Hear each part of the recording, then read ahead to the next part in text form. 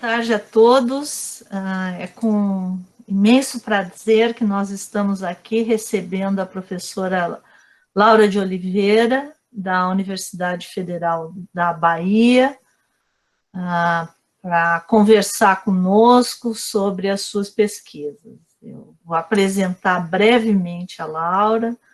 A Laura fez doutorado na Universidade de Goiás, depois dois pós-doutorados, um na Center for Latin American Studies, da American University, nos Estados Unidos, e um também aqui na USP, na Faculdade de Educação. A Laura tem feito várias pesquisas sobre Guerra Fria, e ela vai agora conversar um pouco sobre isso conosco. E ela é autora de um livro que está fazendo muito sucesso, fruto da tese de doutorado dela, Guerra Fria e Política Editorial, a trajetória das edições GRD e a campanha anticomunista dos Estados Unidos no Brasil, de 1956 a 1968. Foi publicada pela Universidade de Maringá, estadual de Maringá, e, enfim, o livro tem gerado muita polêmica, né, coisas interessantes, mas depois a gente vai conversar com isso. Bem-vindo a todos, bem-vindo a Laura, bem-vinda. Por favor, a palavra é sua. Obrigada. Bom, deixa eu começar cumprimentando todo mundo, boa tarde a todos. Queria fazer um agradecimento à professora Elizabeth Cancelli pelo convite, que eu recebi com muita honra e é um prazer estar com vocês hoje aqui. A professora Elizabeth esteve na minha banca de doutorado na UFG em 2013, né? E já se vão aí 7 anos e pouquinho, e de lá para cá a gente tem tido a oportunidade de se encontrar em algumas ocasiões, e através dela eu já conheci algumas pessoas aqui do grupo, alguns pessoalmente, outros pelo Facebook. É um prazer rever todo mundo, viu, gente? Bom, eu vou contar um pouco da minha trajetória para vocês, vou começar falando sobre isso, né, para quem não me conhece ainda, não acompanhou, até chegar ao meu tema de pesquisa atual, que é o Franklin Book, que é um programa de traduções de livros americanos no mundo inteiro e, né, com ênfase agora no Brasil e na América Latina. Mas eu vou falar um pouco sobre o percurso, né, como é que eu chego até esse programa para vocês entenderem. Eu fiz um doutorado sobre uma editora brasileira chamada Edições GRD, e esse doutorado é o que deu origem, né, a tese é que deu origem ao livro Guerra Fria e Política Editorial, que a professora Elizabeth mencionou. E nesse caminho meu de pesquisa sobre Edições GRD, eu abri algumas veias, né, a partir das quais eu pude pensar esse programa editorial que eu estudei entre os anos de 56, que é o ano de fundação dessa editora, e 1968, que é um ano em que a editora tem uma queda brusca no volume de produção e de vendagem. Então, as veias que eu abri, né, para poder pensar a história dessa editora foram, em primeiro lugar, a trajetória do proprietário dessa editora, que era o Gumercindo Rocha Dória, como integralista, né? Ele era um membro da chamada geração Águia Branca, segunda geração do integralismo, foi editor do jornal A Marcha, braço direito do Plínio Salgado, depois que ele volta do exílio em Portugal, depois do fim do Estado Novo. E em torno, né, dessa história, eu construí o capítulo 1 da minha tese, baseado, sobretudo, em documentos que eu encontrei no Arquivo Municipal de Rio Claro.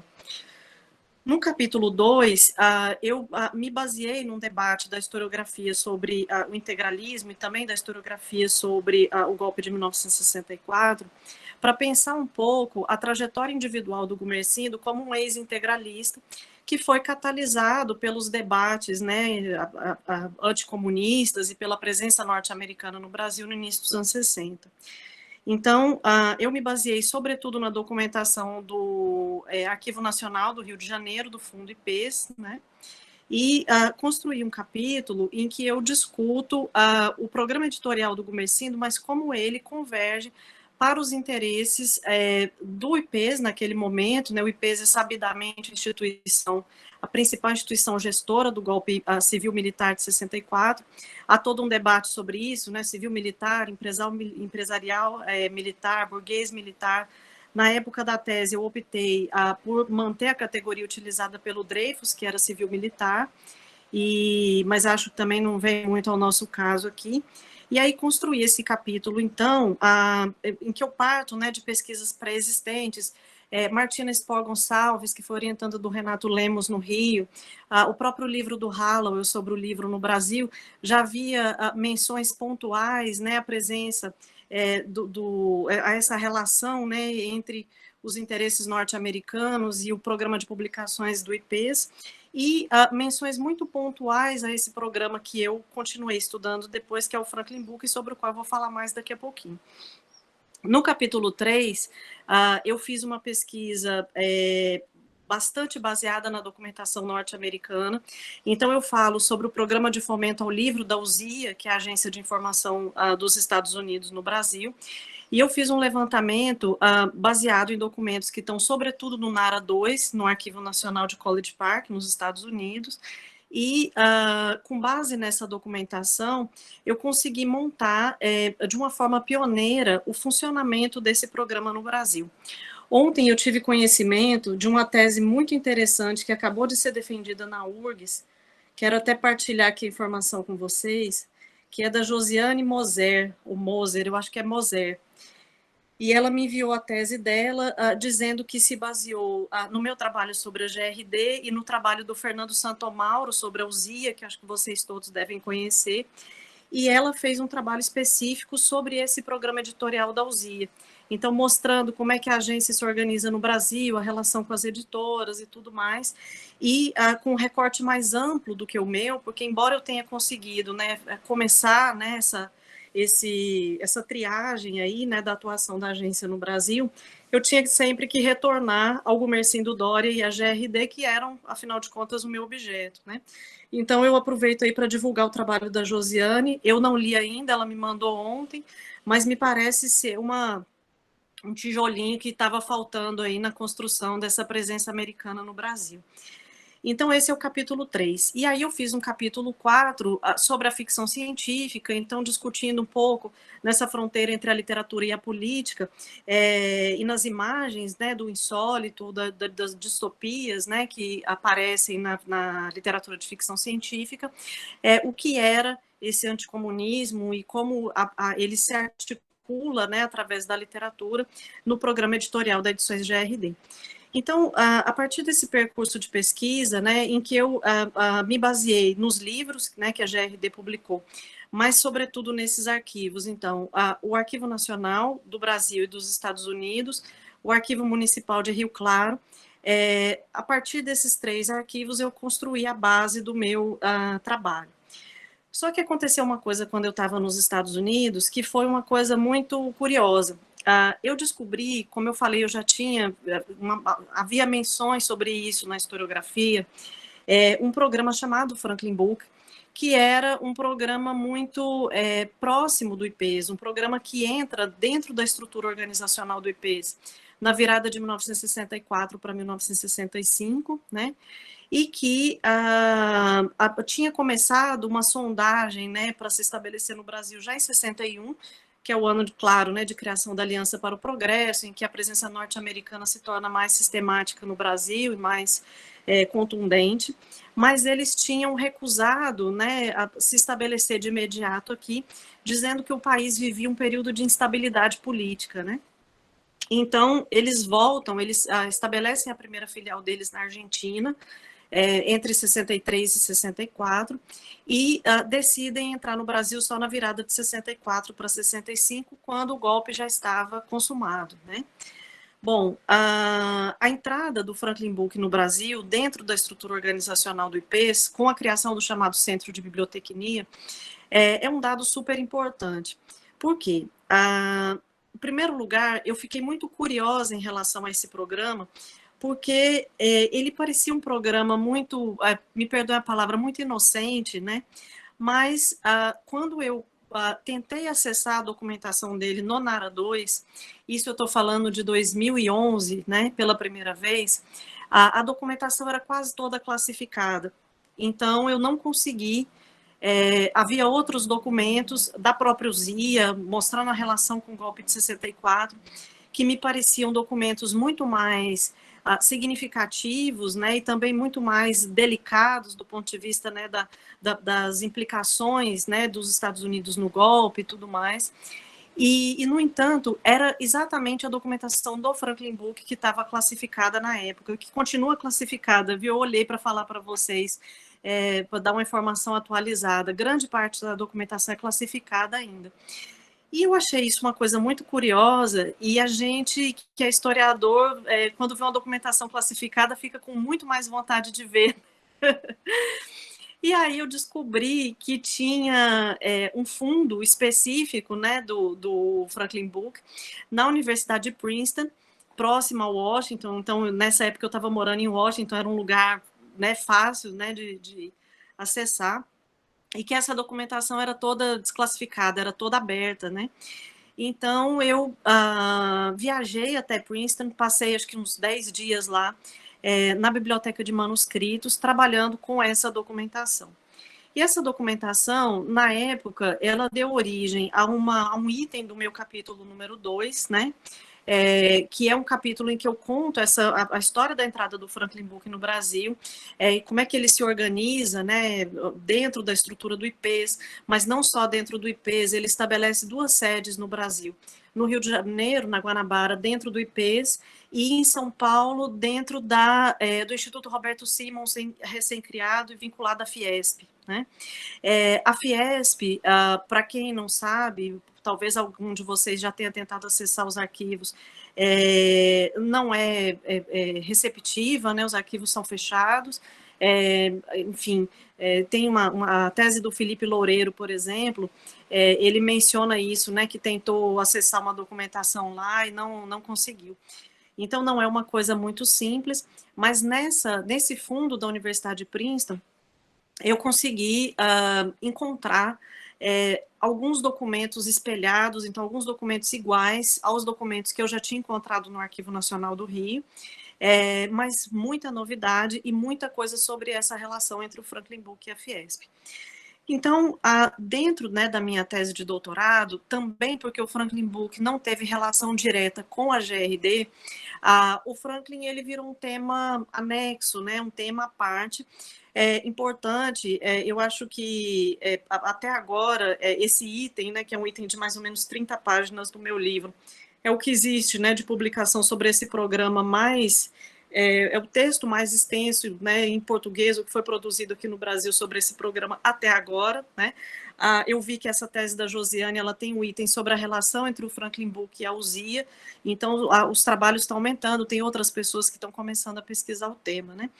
Mas o fato é que quando eu terminei o doutorado, eu tinha não apenas muita fonte, uma grande quantidade de fontes sobre o Franklin Book, mas eu tinha ficado com uma curiosidade muito grande sobre a relação entre essas instituições não governamentais, porque o Franklin Book não era uma agência de Estado americana, não era um programa vinculado ao Departamento de Estado ou a qualquer agência americana.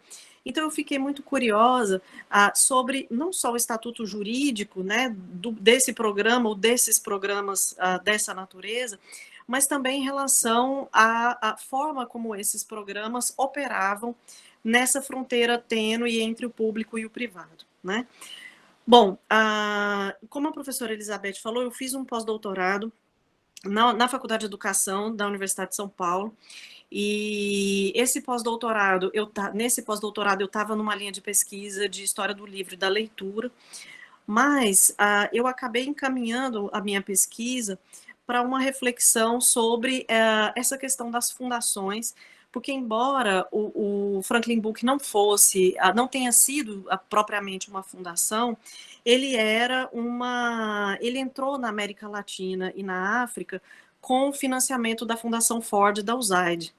Então, para mim era muito importante, e continua sendo, eu já vou falar em que estado que eu estou aqui da pesquisa, compreender essa fronteira, percebe? Então, quer dizer, um programa não governamental que nasce no seio do Departamento de Estado, mas não vinculado a ele, que goza de fundos públicos e de fundos privados. Qual é o papel desses programas na diplomacia cultural dos Estados Unidos, né? É uma pergunta que eu venho tentando responder, eu já tenho algumas, né, possibilidades de resposta a isso. Eu estou com 2 textos no Prelo agora. O primeiro faz parte de um dicionário chamado Culturas Transatlânticas, que é uma parceria da FAPESP com o governo da França. Já era para ter saído, inclusive, mas eu acho que agora, entre agosto e setembro, o texto já vai estar no ar. É um verbete, na verdade, sobre o Franklin Book, mas é um texto bastante extenso, tem mais de 30 páginas, é muito informativo. E aí, acolhendo, né, o pedido dos organizadores, eu trabalhei o Franklin Book em perspectiva atlântica.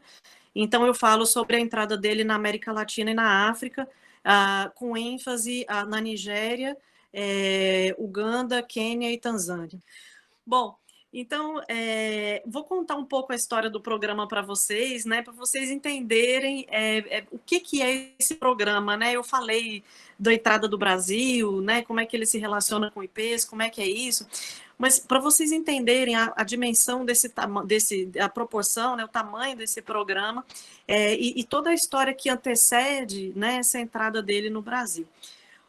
O Franklin Book começou a ser organizado em 1951, por um grupo de editores e livreiros norte-americanos que se reuniu na Biblioteca do Congresso, né? Ele chegou a ser definido pela historiografia norte-americana como um cartel de editores, né? Eu tenho uma referência aqui do Wilson Deezer Jr., em que ele fala o seguinte, que o Franklin Book foi criado para atender a uma demanda de expansão dos interesses empresariais desses editores e livreiros e para competir, sobretudo, com a Inglaterra no mercado editorial internacional. Então, essa definição, embora parcialmente correta, não me parece dar conta da dimensão política desse programa e dessa relação estreita que ele vai ter com o governo norte-americano e com as instituições da diplomacia pública desde o início. Quando o Franklin Book foi criado, embora ele tenha sido resultado, né, dessa organização, da organização desses interesses privados, ele se estabeleceu no princípio dentro do Departamento de Estado norte-americano. É curioso que, embora ele tivesse já o estatuto jurídico, né, de uma organização privada, ele tenha nascido de uma maneira tão próxima, né, ao Departamento de Estado. O Departamento de Estado já tinha alguma experiência na publicação de manuais, né, coisas para gestantes, saneamento, cuidados com o corpo, higiene, enfim. Alguns manuais do bem viver, o departamento já tinha esse tipo de publicação, e o Franklin entra, mas permanece durante muito pouco tempo, né, uma vez que já existia uma ala mais radical do governo americano, identificada com o senador, então senador Joseph McCarthy. A gente está falando aí, né, do início do macartismo nos Estados Unidos, e esses macartistas, eles reivindicavam que o Departamento de Estado investisse esforços e recursos na publicação de textos mais contundentes de caráter político e, sobretudo, anticomunista, né? Bom, isso levou a separação do Franklin, né? O Franklin, ele se autonomiza de maneira mais efetiva em relação ao Departamento de Estado, e ele, tanto que a sede dele passa a ser em Nova York, e seria até o final do programa, o programa termina em 1978, ele foi definitivamente encerrado em 78, e isso, até o final dele, a sede dele foi em Nova York. E nesse momento, em 53, as pressões dessa ala macartista levam à criação do programa de fomento ao livro da USIA, da verdade, da própria USIA. A lei de criação da USIA era anterior, era uma lei de 1948, chamada Lei Smith-Mund, mas aprovada durante o governo Eisenhower, mas ela só entra em vigor em 53. Então, a USIA, ela é criada dentro da estrutura organizacional do Departamento de Estado, com o estatuto de uma agência com um orçamento altíssimo, equivalente ao da Agência de Armas e Desarmamento, então, equivalente não só do ponto de vista hierárquico, mas do ponto de vista dos recursos, né? E a agência tinha esse nome, né, Armas e Desarmamento, mas era muito mais armamento do que desarmamento, naturalmente, né? E então a USIA é criada, e é criado nesse momento o programa de fomento ao livro, que vai ser um programa também atuante até os anos 70, né? A data é um pouco imprecisa, mas a baliza, né, com a qual eu trabalhei e outros autores também é 73, com amplo investimento. Embora a USIA tenha existido até 99, ela foi extinta pelo presidente Bill Clinton, e curiosamente, entre 2008 e 2009 foram aprovadas, ou foi aprovada na Câmara e no Senado, uma nova legislação para a criação de uma agência dedicada à guerra cultural. Eu tenho falado isso em algumas situações assim, que eu não sei como ela se chama, como ela atua, mas que existe uma legislação já há 12 anos, aprovada, né, durante o governo Obama, que autoriza a guerra cultural, o retorno da guerra cultural organizada em torno das agências de Estado, né, das instituições do Estado americano, existe. Então, vocês podem procurar aí, são os atos de comunicação estratégica de 2008, 2009. Bom, então voltando ao Franklin, no momento em que a USIA é criada, em 53, o Franklin, ele ganha uma vida própria, né? E ele começa suas atividades, sobretudo, no Oriente Médio e no Sudeste da Ásia, né? São duas regiões de interesse histórico dos Estados Unidos. Nos anos 50, isso é uma coisa também patente na historiografia, o olhar norte-americano para a América Latina não é um olhar tão cuidadoso, tão, né, a América Latina não está no centro dos interesses desses governos dos anos 50.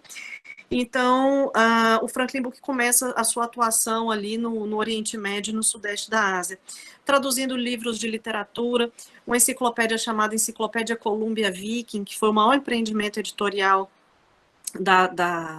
do Franklin Book, em vários idiomas, árabe, urdu, bengalês, e com uma sistemática de publicação bastante interessante. O projeto do Franklin Book era um projeto de estabelecer escritórios, né, nos locais em que esse programa atuava, dialogando com as chamadas culturas editoriais nativas, né? O que o Franklin chamava de culturas editoriais nativas era o conjunto de intelectuais, então editores, escritores, artistas também, porque eles convidavam essas pessoas para atuarem como capistas, né, para fazerem as capas e tudo mais, faziam concursos, né, para descobrir novos talentos da literatura, enfim, entrar em contato com essas culturas editoriais nativas e criar um campo literário, um campo intelectual, falando de uma maneira mais ampla, autônomo nesses lugares. Essa era a plataforma do Franklin, ou pelo menos a plataforma pública ou publicizada pelo Franklin. Só que na prática, o que acontecia era o seguinte, eles enviavam esses prepostos do programa, esses prepostos faziam parcerias com governos locais, né? E eles participaram de vários programas governamentais de incentivo, né, a publicação e tudo mais, mas sempre com uma tônica de expansão de textos produzidos no mundo anglófono para o terceiro mundo, ou o mundo subdesenvolvido, ou mundo em desenvolvimento, né? Então, não existem, ou pelo menos eu não encontrei registros do caminho inverso, né? De textos publicados em línguas estrangeiras que tenham sido traduzidos pelo Franklin ou com recursos do Franklin para os Estados Unidos ou para a Inglaterra. Então, era um movimento em que os editores locais, ou esses, né, nativos, eles apresentavam ao Franklin a demanda deles em termos de temas, né, e, enfim, sobretudo de temas que eles queriam que fossem trabalhados, e o escritório de Nova York selecionava os textos, adquiria os royalties, que é sempre o mais caro, né, nesse processo editorial, enviavam esses exemplares de avião. Esse dado não é um dado de menor importância, porque vocês imaginem o que é você distribuir livros pelo mundo inteiro de avião nos anos 50, né, o custo disso, só para vocês terem uma ideia, né, do volume de dinheiro, né, envolvido no programa. E aí eles, nas localidades, ou no que eles chamavam de escritórios ultramarinos, eles patrocinavam, se valendo de parcerias com as editoras locais, essas publicações. Bom, a Revolução Cubana, em 59, ela é um turning point, né, na política externa norte-americana, né? O olhar que até os anos 50, que até a década de 50, não estava tão voltado para a América Latina, passa a se voltar. Então, essa atuação atlântica do Franklin Book, ela começa no início dos anos 60. Vocês devem ter conhecimento que data desse momento a primeira missão da Fundação Ford na América Latina e, em particular, no Brasil, né? E o Franklin Book veio logo depois, né? Numa missão híbrida entre a Fundação Ford e a USAID. Para vocês terem uma ideia, esses relatórios, o relatório da presença, né, da primeira expedição norte-americana, da primeira expedição do Franklin Book na América Latina, ele pode ser encontrado tanto na Biblioteca de Manuscritos da Universidade de Princeton, quanto na Biblioteca do Congresso Americano. Vocês encontram, né, esse relatório nos dois lugares. E não só esses relatórios, mas também os relatórios das expedições que o programa fez à África Oriental e à África Ocidental, um pouquinho depois, mas mais ou menos nesse período aí, no início dos anos 60, estão todos disponíveis na Biblioteca do Congresso Americano. Eu coletei, né, fiz cópias desses relatórios. O primeiro da América Latina eu já tinha, da época do doutorado, mas eu estive nos Estados Unidos em 2017, fazendo um pós-doutorado na American University. Não era sobre esse tema, né, era sobre um outro tema de pesquisa, que eu espero ter a oportunidade de falar num outro momento para vocês, mas que ainda está mais, enfim, embrionário, mas dentro dessa linha, né, das instituições privadas e tal. E aí eu voltei, né, à Biblioteca do Congresso Americano e fiz a cópia desses relatórios. Então, é muito interessante, porque em todos eles, na capa, tá claramente dito, né, que são expedições organizadas e financiadas pela Fundação Ford, pela USAID, né? Então, o patrocínio da Fundação Ford, ele não é uma coisa que vem depois, ou é uma coisa secundária, né, para esses programas, muito pelo contrário, assim. A própria entrada do programa na América Latina e na África subsaariana dependeu da ação né, coordenada entre uma instituição da diplomacia pública norte-americana, que era a USAID, e uma instituição da diplomacia privada, que era a Fundação Ford, né? Bom, então, qual é a tônica da entrada desse programa na América Latina? Em sintonia com a chamada teoria da modernização e com os debates em torno da promoção do desenvolvimento na periferia, esses programas eles vão entrar nesses dois continentes, vão fazer parcerias com os governos locais e vão participar ativamente de programas de reforma educacional, né? No Brasil, especificamente, bom, na Argentina, né, onde eles entram antes, por conta do que eles chamam de situação de instabilidade política, na Argentina eles se estabelecem em Bahia Blanca, que é uma província próxima, né, a Buenos Aires, faz parte da Grande Buenos Aires ali, e eles fazem acordo com um conjunto de editoras, na Argentina e no México também, que são os dois escritórios piloto, né, da América Latina, para a publicação de uma coleção na área de medicina e saúde pública chamada Preclinical Libraries, ou bibliotecas pré-clínicas, né? Então, são livros de medicina. Eles criam uma revista que é amplamente publicada na América Latina, acho que sobretudo na Colômbia, chamada Atualidades Médicas, e eles vão distribuir esses livros por faculdades de medicina, de enfermagem, de biologia, por toda a América Latina. Quando eles entram no Brasil, no final de 64 para 65, eles já estavam com relações mais ou menos organizadas, né? Então, eles já tinham relação no Rio de Janeiro com as grandes lideranças, né, do IPES, o Décio de Abreu, que também era da editora Record, Propício Machado, o próprio Golbery, eles já estavam articulados lá, né? E eles vão replicar esse projeto da bibliotecas pré-clínicas e de uma maneira muito interessante, assim, porque eles é curioso isso, assim, como essa história é elucidativa da própria trajetória institucional do IPES, né? O IPES, até o golpe de 64, ele era uma instituição claramente articulada ao golpe, né? Uma instituição que claramente, e isso já foi reiteradamente demonstrado pela historiografia, tinha como objetivo constituir uma atmosfera anticomunista e enfim, né, disseminar valores associados a uma plataforma liberal. O IPES reivindicava para si uma posição de centro, né?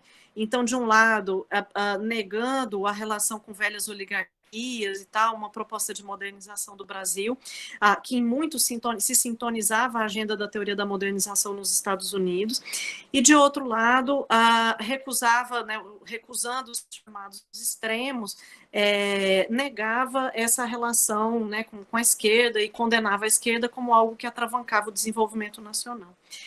Então, no momento em que o golpe é consumado, e aí aqui eu vou citar o Hernan Ramírez, que fez uma tese muito interessante sobre o IPES, na URGS também, no Rio Grande do Sul, né, ele faz sobre essas instituições associadas ao golpe em Brasil e Argentina em perspectiva comparada, né? E o Hernan Ramírez coloca uma coisa muito interessante, que é o seguinte, ele fala, olha, essas instituições, se elas começam, né, associadas a uma plataforma golpista, enfim, elas se convertem em think tanks, né?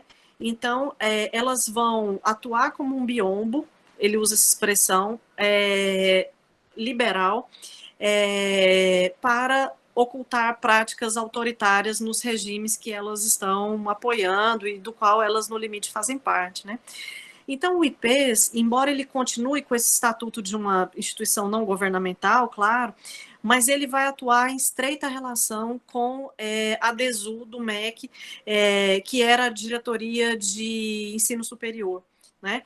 A DESU, ela faz um acordo, aí tem uma história, né, da legislação que eu conto um pouco nesses textos que vão sair, mas só para eu sintetizar para vocês, uma face da reforma universitária tem a ver com a questão das bibliotecas, né, das bibliotecas universitárias, da reforma universitária de 68. Então, existia um programa, existia um propósito dentro do projeto da reforma universitária, que era de abastecer, de prover as bibliotecas públicas com bibliografia, mas, na sua maioria, traduzida por traduções de livros cujo original era inglês, né? Então, o que acontece é o seguinte, quando a COLTED foi criada, a Comissão para o Livro Técnico e Didático, é uma coisa muito curiosa, assim, eu comparo a legislação, porque primeiro eles anunciam claramente, né, que esses livros eles seriam produzidos com dinheiro de agências estrangeiras, notadamente da USAID, né, só que já existia um movimento de resistência interna à participação das agências norte-americanas, notadamente da USAID na reforma universitária, e essa resistência fez com que eles tivessem que anular esse decreto, estabelecer um outro decreto meses depois, no intervalo de 2 ou 3 meses, em que eles são mais inespecíficos, assim, então eles não citam a USAID, aí eles falam provimento das bibliotecas com literatura técnica especializada e tal,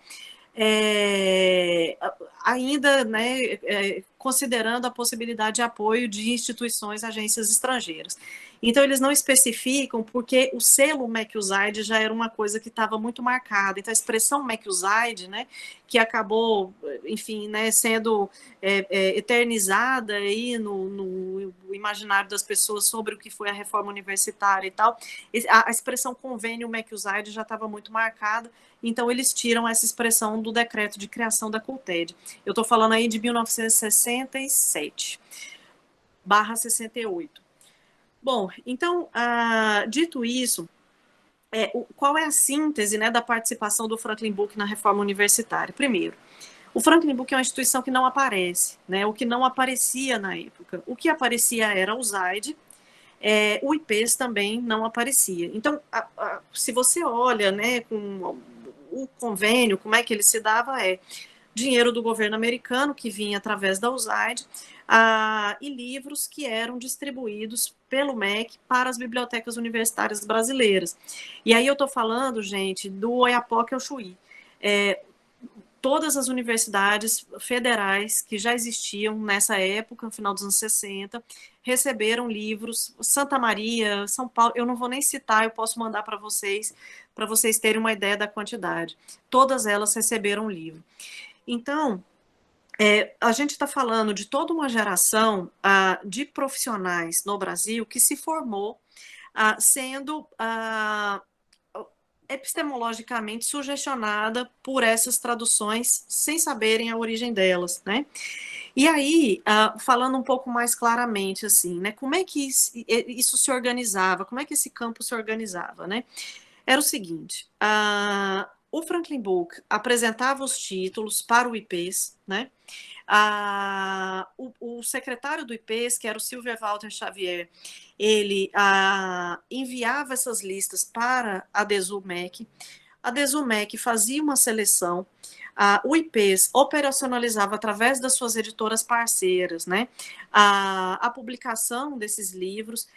São livros ricamente ilustrados. Eu tive acesso a muitos deles, eu acho que a quase todos eles, na coleção de livros raros, na biblioteca, na divisão de livros raros e coleções especiais da Biblioteca do Congresso Americano. Então, para quem tiver curiosidade, tiver oportunidade de ir lá também, quando o programa foi encerrado em 78, como o Datus Smith, que foi o principal diretor, né, do Franklin Book, ele era um como é que fala, bibliotecário, diretor de biblioteca da Universidade de Princeton, o acervo foi todo para lá. Então, a documentação, a correspondência, né, tá toda em Princeton. Mas os livros, eles estão todos na divisão de livros raros e coleções especiais da Biblioteca do Congresso. É uma coleção que não está super organizada, eles separaram por caixas, porque são mais de 3.000 títulos que foram publicados pelo programa no mundo todo, né? Então, eles organizaram em caixas por idioma. Então, você chega lá e fala, eu quero ver o fundo, né? Que foi o que eu tive acesso, né? Eu quero ver os livros em língua portuguesa. E aí, eles vão trazendo os carrinhos, né? E aí você pode acessar os livros. E aí é muito curioso, porque esses livros, eles são muito ricos, né? Então, para vocês terem uma ideia, para além dessa coleção Bibliotecas Pré-Clínicas, que começa, né, na Argentina e no México, e que depois ela foi reproduzida no Brasil. Então, você tem muitos livros da área médica que foram distribuídos através do programa.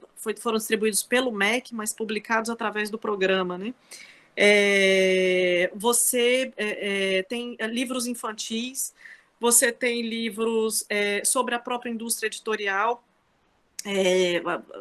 artes gráficas, uma série de coisas. Você tem muitos livros sobre essa articulação entre indústria, mercado, indústria, universidade, mercado, né?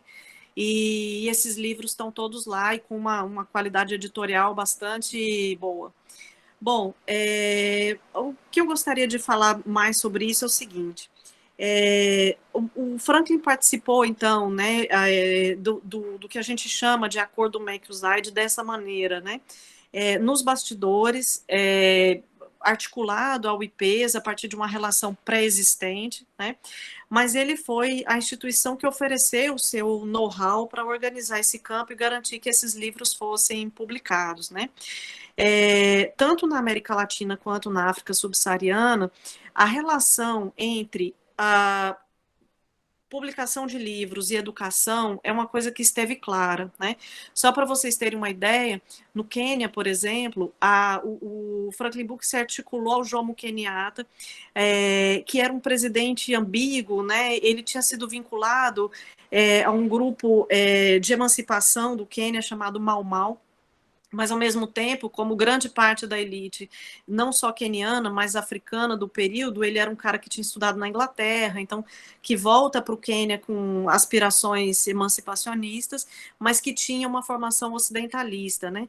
Embora ele se vestisse, né, com roupas exóticas, apelando a uma ideia de alguma maneira até estereotipada, né, de uma certa africanidade e tudo mais.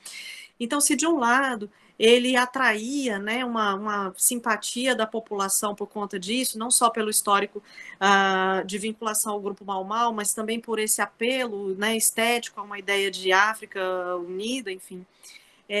Por outro lado, ele foi o cara que garantiu que reformas de caráter ocidentalista, ocidentalizante, fossem implementadas no Quênia, inspirando países vizinhos, sobretudo a Tanzânia, no período pós-colonial, né?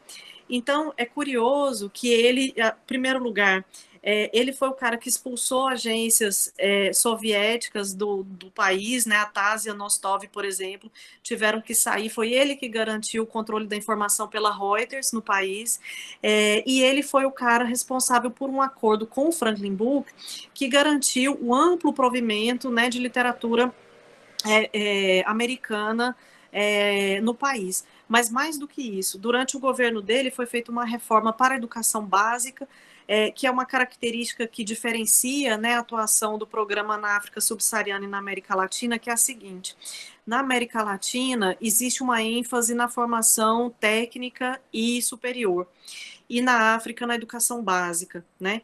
Então ele faz um programa de reforma da educação, só que voltada para a educação básica, e tem várias coisas muito curiosas, né? No relatório também que eu analisei do Quênia, tem uma parte que os prepostos do programa, analisando os resultados das avaliações das crianças, eles ficam muito indignados, assim, mas essas crianças não estão aprendendo, por que as crianças não estão aprendendo, né? E aí eles usam uma expressão que eu não me lembro agora, mas eu traduzi ela como decoreba, né?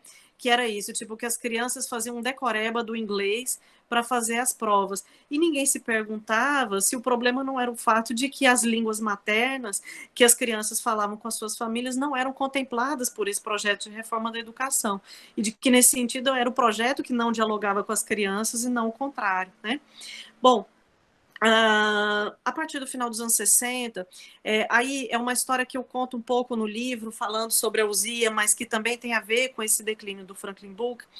Você tem um escândalo da informação nos Estados Unidos, entre 68, né, a partir de 67, isso já começa a acontecer.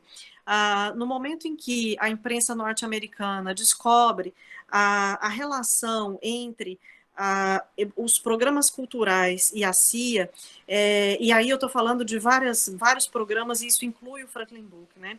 A população americana começa a questionar se esses programas atuavam de forma democrática e transparente, né? Ou se eles não atuavam de forma subversiva. E aí tem um jornal que chega a dizer, na tese eu fiz uma análise das matérias de jornal que foram publicadas a respeito disso, né? E aí um dos jornais chega a dizer o seguinte, que a CIA estava se comparando ao ardil do inimigo soviético, né? Então, quer dizer, publicando livros que tinham amplo financiamento do governo norte-americano, mas sem explicitar isso, né, para o público leitor, quer dizer, as pessoas não sabiam a origem dos livros que elas estavam lendo, né? E o Franklin, mesmo que não fosse um programa estritamente ideológico, ou que explicitasse, né, a sua dimensão ideológica e política, ele fazia parte desse campo, né? Aí, outros fatores, e aí eu cito, né, o Franklin Book não é um programa muito estudado pela historiografia, mesmo a internacional. Você tem duas historiadoras norte-americanas, que são a Louise Robbins e a Trish Travis, e uma australiana, que é a Amanda Logesen, que fez o principal livro sobre o tema, que é o Taking Books to the World. Deixa eu pegar ele aqui para vocês verem. Esse livro aqui, que é o principal livro sobre o tema, que saiu agora em 2017, e que é um livro super importante, porque ela consegue falar sobre a perspectiva, sobre o programa numa perspectiva mais internacional, assim.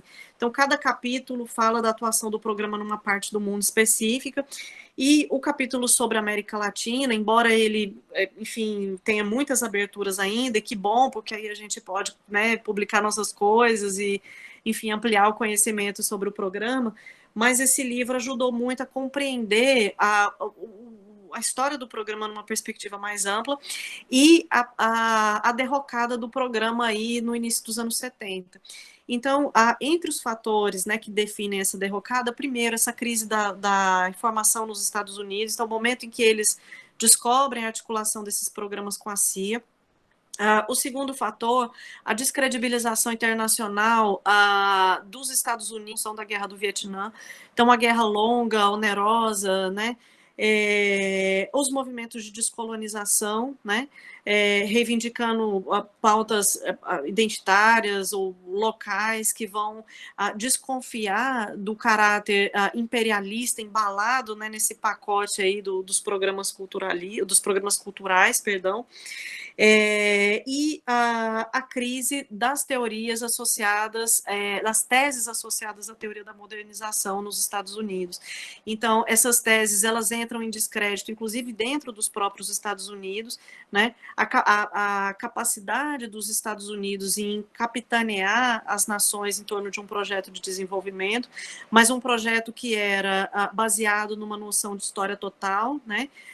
Que não dava conta, né, das múltiplas experiências históricas, das múltiplas temporalidades desses países, dessas nações em que eles entravam em contato, e também uma relação que se torna patente nos anos 70, que é o fato de, a despeito da plataforma liberal, esse programa ter abandonado gradativamente a democracia como uma aspiração, como algo que estava no seu horizonte, e ter pactuado com regimes autoritários, especialmente na América Latina, né?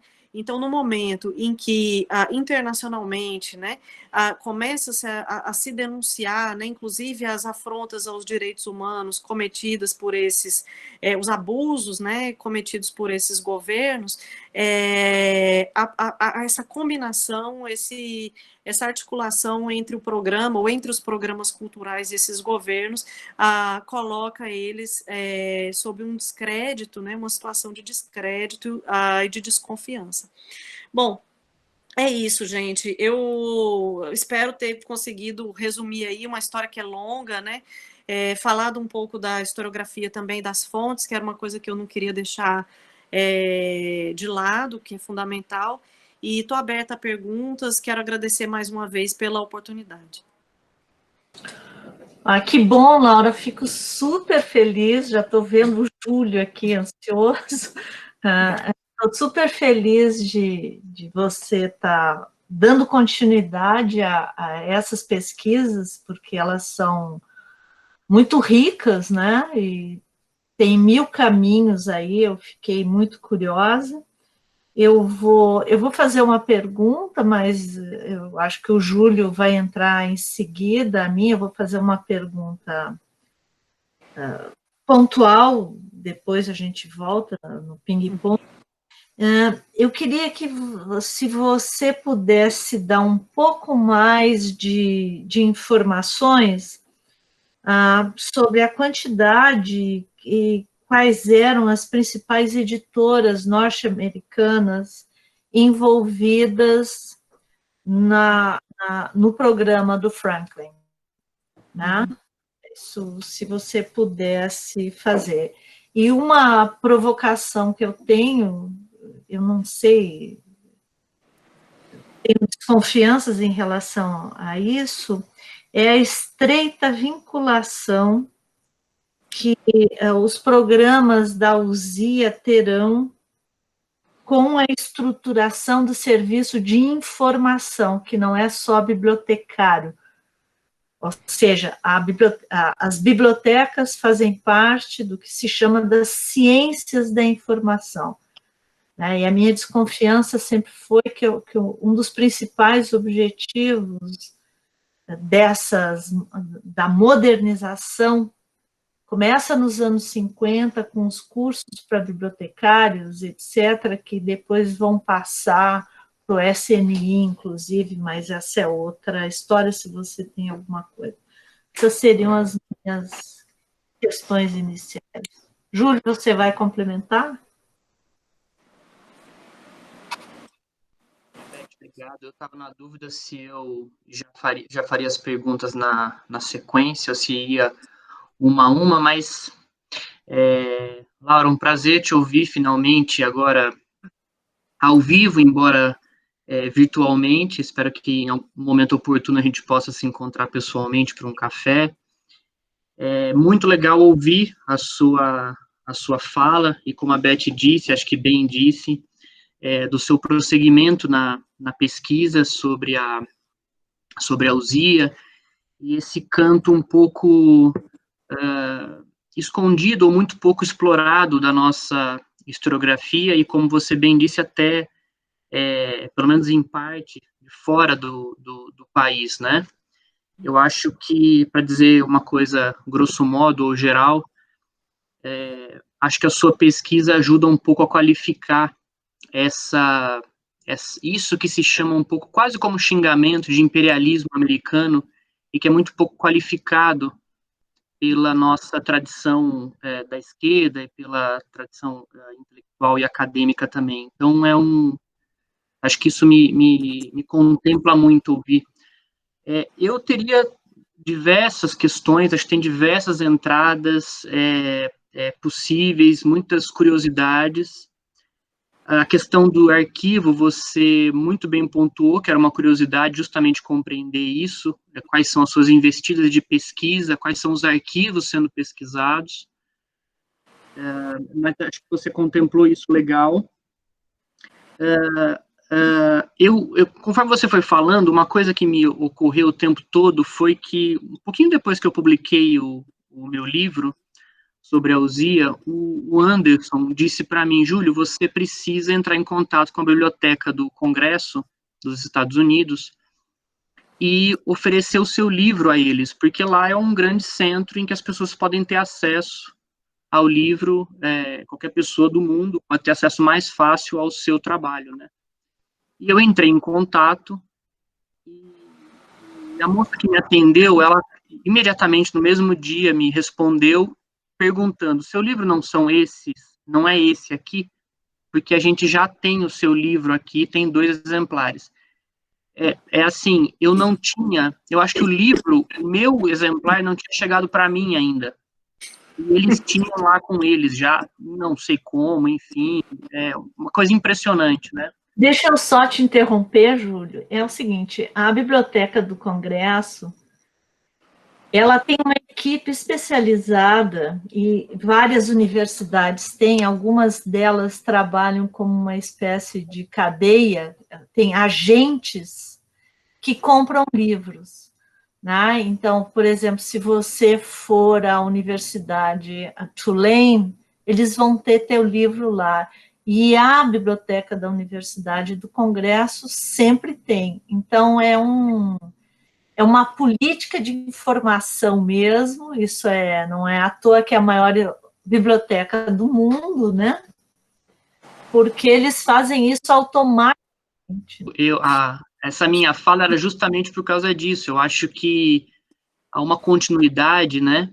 e uma percepção que parece uma política de inteligência muito sofisticada, que é justamente mapear as publicações, o que se diz sobre os Estados Unidos ou sobre os mais diversos temas, porque eu acho que, inclusive, é a maneira que eles fazem os diagnósticos e pensam políticas de intervenção e de formação intelectual e por aí vai, né? E aí me parece que a sua pesquisa atual vai avançar justamente sobre isso, ou seja, qual é a grande política editorial dos Estados Unidos em relação a um país como o Brasil, por que fazer essa intervenção no que se lê, no que se escreve, no que é bem aceito e tal.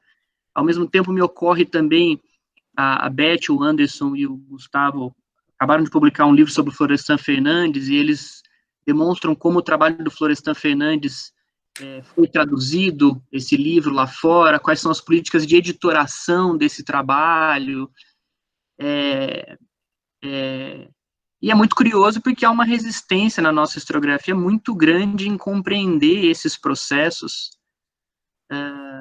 porque se por um lado você tem esse xingamento imperialista, por outro lado você tem, quando você avança sobre esse tipo de pesquisa, as pessoas dizem que você está fazendo teoria da conspiração, né? Bom, a minha pergunta então, desculpa essa longa fala, mas eu estou pensando um pouco como é que você está pensando essa abordagem teórica desse material e desse volume. Digo isso porque tem uma historiografia mais recente sobre Guerra Fria, que se confunde um pouco, inclusive, com o trabalho de ciência política, mas que tem essa entrada para a história global ou história transnacional. Tem pesquisas muito novas sobre teorias da modernização, os anos 70, isso que agora tem se chamado de maneira um pouco mais clara sobre a transição para o neoliberalismo nos anos 70. Eu estou muito curioso sobre essa abordagem, qual é o diálogo, qual é a construção teórica. Bom, obrigada pelas perguntas. Eu vou na ordem, então. Eu estou aqui, estou ouvindo vocês e estava tentando localizar aqui no meu computador a resposta sobre as editoras americanas, viu, professora? Porque eu não lembro de cabeça, mas eu tenho essa informação.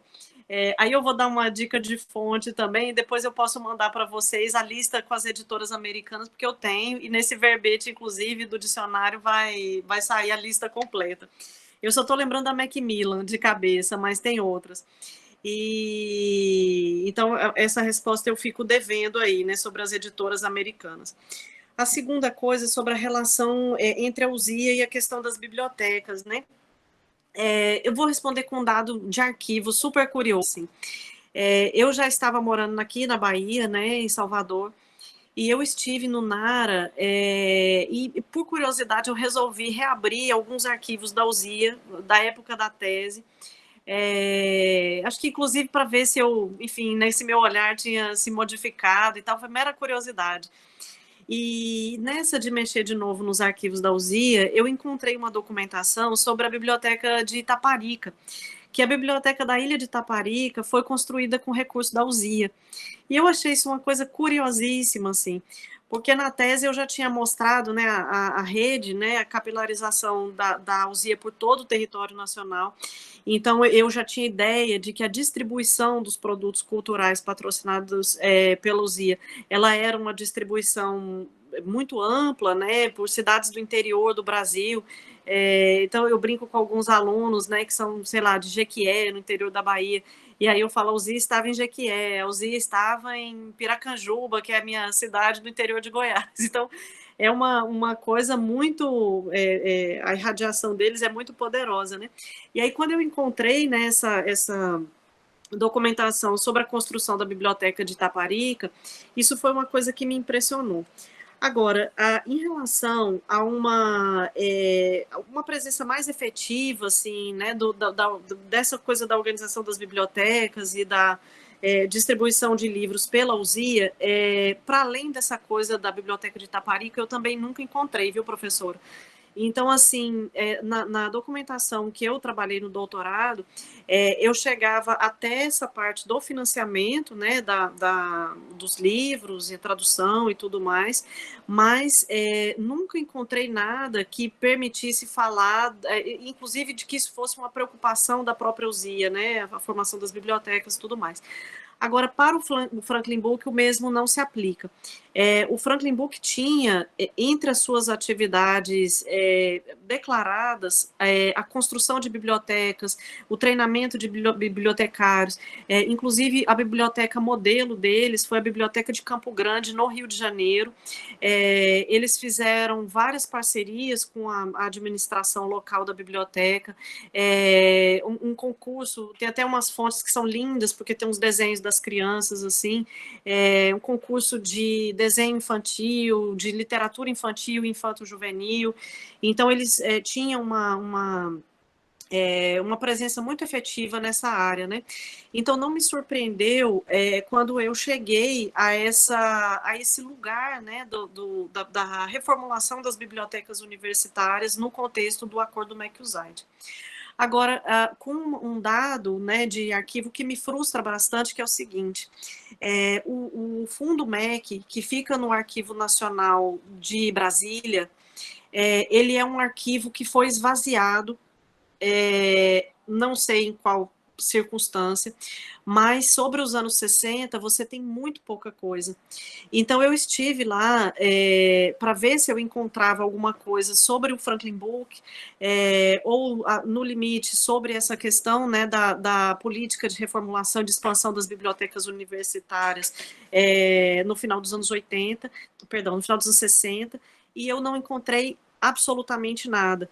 Então, assim, para quem tiver curiosidade de olhar isso, assim, né, realmente é um arquivo muito, muito fragilizado mesmo, assim. Eu não sei por que razão, não sei em qual contexto, mas a documentação ela é muito escassa. Então, só um detalhe, talvez te interesse, Laura, porque é o seguinte, a formação de bibliotecária, das bibliotecas universitárias, ela tem muito mais a ver com a CAPES do que com o MEC, quer dizer, claro, a CAPES era um órgão do MEC, era um órgão dependente, não é como hoje uma fundação, né? Em 58, eu acho que foi 58, no máximo 59, a CAPES, ela organiza o primeiro curso de pós-graduação para bibliotecários. Então, ela chama bibliotecários de todas as universidades federais, ou de quase tudo, sei lá, para o Rio de Janeiro. Então, bibliotecários que não eram só os chefes, equipes inteiras de bibliotecários de uma mesma instituição, foram para o Rio de Janeiro e foram fazer um curso de formação em biblioteconomia. Por quê? A formação de biblioteconomia da área de informação, ela passou a ser reconhecida como profissional de nível superior depois. Os bibliotecários recebiam um diploma que depois foi equiparado ao diploma de graduação, mas eles já foram fazer a pós-graduação, era uma espécie de mestrado e produziam teses e tal. A minha desconfiança sempre foi que alguns desses bibliotecários migraram para o serviço de informação propriamente dito, serviço de inteligência, né? Mas isso é documentação da CAPES. Eram cursos de altíssimo nível, esse do Rio de Janeiro. Uhum. É uma pista para eu ir atrás, né, dessa documentação da CAPES, porque realmente no Fundo MEC eu não encontrei nada mesmo, assim, não tem nenhum documento que eu possa referenciar, assim, que tenha me ajudado, ou que esteja me ajudando a falar sobre isso, sabe? E aí fica uma lacuna que as pessoas às vezes me perguntam, né, assim, por exemplo, qual que era o teor do convênio do Franklin Book com a Desumec, né? Eu não sei. Então, eu me aproximo por essa documentação que está em Princeton, né? Uma parte do que está no Arquivo Nacional também no Fundo IPES, então você tem ali alguma coisa do secretário, que é o Silvio Walter Xavier, a correspondência que eles enviavam para as universidades, pedindo para as universidades indicarem os livros que eles queriam, essa coisa toda assim, mas para além disso, nada, né? Eu vou atrás disso, viu, professora? Eu vou dar uma olhada nessa coisa da CAPES, e desse curso que é em 58 também, né, o ano emblemático. Eu vou atrás dessa questão. Mas então, assim, em síntese, né, respondendo a sua questão, eu também não tenho subsídio para falar de relação da USIA com essa questão das bibliotecas, e do que eu tenho do IPES, do IPES / Franklin Book, é essa aproximação aí a partir desse convênio com a Desumec do guarda-chuva do convênio MEC-USAID. Respondendo a questão do Júlio, bom, primeiro, muito prazer, né, Júlio? A gente se conhece do Facebook, do e-mail, mas eu nunca tinha te visto assim. Também espero que a gente tenha oportunidade, teremos aí de nos conhecer pessoalmente mesmo. Júlio, eu acho que sua questão é mais teórico-metodológica, né? Deixa eu te falar das questões que estão se apresentando para mim mais recentemente, que é o seguinte. Como eu falei para vocês, eu dei continuidade a essa pesquisa sobre o Franklin Book numa linha de história do livro e da leitura dentro da Faculdade de Educação, né? Então, eu me mantive em diálogo com aqueles autores clássicos da área de história do livro e da leitura, Chartier, Darton, essa coisa toda, e o meu relatório de pós-doc foi um pouco nessa direção, assim. Mais recentemente, eu comecei a me encontrar com essa literatura sobre desenvolvimento na América Latina e teoria da modernização. Mas eu confesso a vocês, aliás, uma coisa que explicita um pouco, né, essa revisão que a revista me pediu a esse respeito, que é o seguinte, que eu não tinha trazido isso ainda para a minha análise. Então, eu conheci alguns desses autores, por exemplo, o Patrick Iber, que é um especialista norte-americano, né, na guerra cultural, em particular na América Latina. Eu conheci o trabalho dele numa numa livraria muito pequenininha em Montevidéu, e eu encontrei uma coletânea sobre a guerra cultural da América Latina e tinha um texto dele nessa coletânea. Então, assim, uma livraria super especial, aquela livraria que você está andando na rua, não dá nada, e aí você entra e fala, nossa, que coisa legal isso aqui. E aí eu encontrei esse livrinho sobre a guerra cultural, que é um livro ótimo, e tinha um capítulo sobre o Patrick Iber. Então, eu vinha citando ele, né, nas minhas análises sobre a guerra cultural, mas sem desenvolver de uma forma mais consistente, né, do ponto de vista teórico e metodológico, essa reflexão sobre a guerra cultural. No segundo momento, eu tive acesso a um livro, que é um livro muito bom, de um intelectual meio indiano, meio americano, que é o Inderjit Parmar, que é um livro sobre as fundações norte-americanas. Então, acho que vocês devem conhecer. Ele é um livro excelente, eu não estou com ele fácil aqui. Ele é um livro disponível só em inglês, ele não foi traduzido ainda, que é uma outra questão, né? Porque essa literatura é toda uma literatura que está em inglês ainda. Esse livro que tem, né, um capítulo do Patrick Iber, eu encontrei ele em espanhol, mas assim, é um debate que em língua portuguesa ele não aparece ainda, né? Então, o Parmar, ele tem inspirado, né, a minha reflexão sobre o papel das fundações, e particularmente da Fundação Ford, né, que é quem financia a principal parte, né, dos livros do Franklin Book.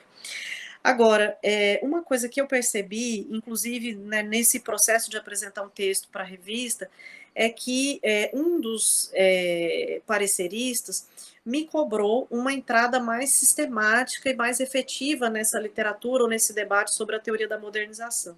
né? E é sobre isso que eu estou escrevendo agora.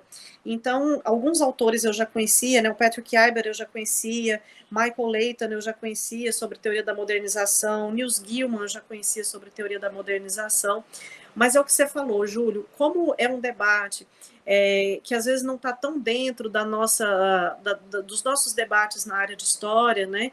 Então, o pessoal das sociais, ou das relações internacionais, que está mais dentro, né, desse debate e tal, é uma coisa que às vezes a gente entra com um certo receio, assim. Mas eu, a partir dessa crítica que eu recebi do parecerista, eu dei toda a razão a ele, e eu sou uma escritora modesta nesse aspecto, assim, porque eu adoro ser criticada, porque eu me revejo e eu aprendo bastante. E aí eu falei, ele tem razão. Eu acho que nós, historiadores, às vezes recusamos, tanto por uma questão epistemológica quanto por uma questão política, trazer essa reflexão do campo das sociais para os nossos trabalhos, mas eu acho que quando a gente faz isso, a gente ganha em potencial de análise, sabe? Então eu estou escrevendo ontem à noite, né, de madrugada porque eu tenho uma filha de 1 ano e 5 meses. Eu estou escrevendo exatamente sobre isso, sabe? E tentando demonstrar como a história do Franklin Book é uma história que pode ser contada pelo apogeu e crise da teoria da modernização nos Estados Unidos, né? Então, quer dizer, a relação disso com a Guerra Fria cultural é uma relação evidente, né? Quer dizer, como o Franklin Book, como a teoria da modernização, ela cria uma atmosfera que transita pela academia, mas também pelas instituições políticas, né? Ela inspira os policymakers de Washington, a partir de uma noção de história totalizante, né? Que ignora as particularidades locais, mas que, ao mesmo tempo, em que ela é profundamente liberal, ela toca em pautas sociais que tornaram essa teoria bastante atrativa, inclusive para intelectuais de esquerda no período, né? E aí o problema que você apresenta sobre a CEPAL, ele é perfeito, né? Porque, quer dizer, por que essas teorias elas eram atrativas para uma esquerda mais moderada, reformista, social-democrata, né? Porque esses caras estão falando de reforma agrária, por exemplo, né? Esses caras estão falando de programas de educação básica, né? Então, é muito interessante como essa plataforma da teoria da modernização, ela captura os intelectuais de uma maneira bastante ampla na América Latina, a partir dos anos 50 e, sobretudo, dos anos 60, né? Agora, como ela não está circunscrita ao ambiente intelectual da chamada direita, né? Isso é uma coisa bastante interessante para ser pensada. Então, se você pega, por exemplo, né, o Congresso pela Liberdade da Cultura, que a professora Elizabeth, né, tem vários trabalhos sobre isso e tal, quer dizer, você tem intelectuais de esquerda que estão ali dentro e que estão dialogando com essas teses, né? Então, nesse sentido, eu concordo inteiramente com você que essa polarização, né, ela é uma polarização muito complicada, muito pobre do ponto de vista, enfim, do potencial de análise, porque a Guerra Fria cultural, ela cria um campo mesmo em torno do qual vão orbitar tanto intelectuais de direita quanto intelectuais de esquerda. E aí é uma crítica, por exemplo, que o Niels Gilman faz às análises gramscianas que pensam, né, a Guerra Fria cultural como, em primeiro lugar, um movimento absolutamente vertical, né, em que as superpotências organizam, né, o campo intelectual e cultural no mundo subdesenvolvido ou na periferia, né, criando regras para assegurar o seu projeto de hegemonia, né, e aí ele traz análise, né, ele fala, olha, é preciso que a gente dê conta dos tons de cinza aí, né, que a gente mostre como esses intelectuais, eles também se valeram desses programas para poder ter oportunidades de trabalho, de carreira, de bolsa, de tudo, e tentaram, de alguma maneira, fazer valer suas pautas no interior disso, né? Então, a análise é um pouco essa, e aí eu acho que entra um monte de coisa, né? A história dos intelectuais, a história das fundações, um diálogo, por exemplo, que eu estou propondo, é um diálogo que não existe, mas assim, que eu estou colocando os dois autores, né, em perspectiva, assim, do Niels Gilman com o Parma, porque o Parma tem apanhado muito nos Estados Unidos, porque ele é um gramsciano, né? E ele pensa no papel dessas fundações para a constituição de um projeto de hegemonia, para a afirmação do século americano, né?